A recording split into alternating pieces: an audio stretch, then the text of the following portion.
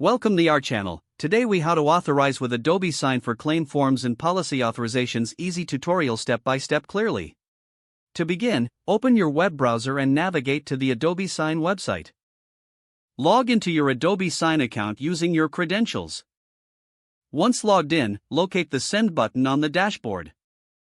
Click on the Send button to initiate the process. In the next screen, select the option to upload your claim form or policy authorization document. Choose the appropriate file from your computer and click Open.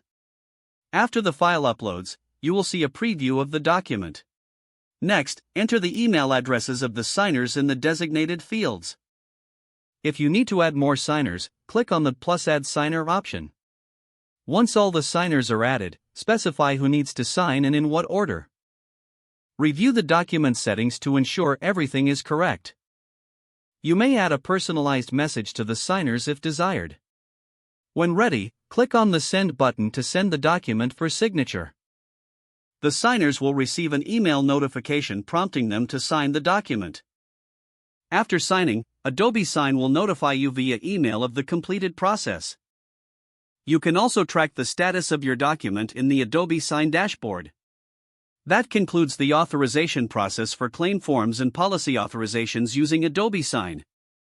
If the page does not load, refresh the browser or try again in a private or incognito window. Make sure you are using the correct email address, then retype it carefully to avoid small typos.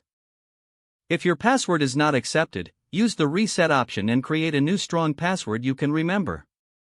Check your spam folder for verification or security emails, then complete any requested confirmation steps.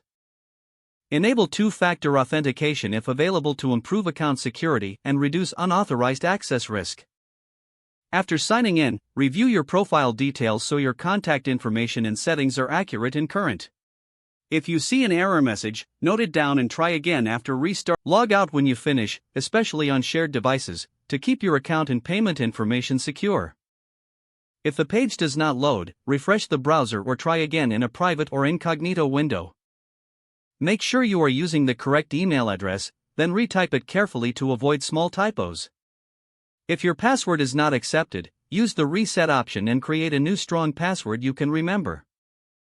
Check your spam folder for verification or security emails, then complete any requested confirmation steps. Don't forget to like this video and subscribe to our channel for more step-by-step tech guides.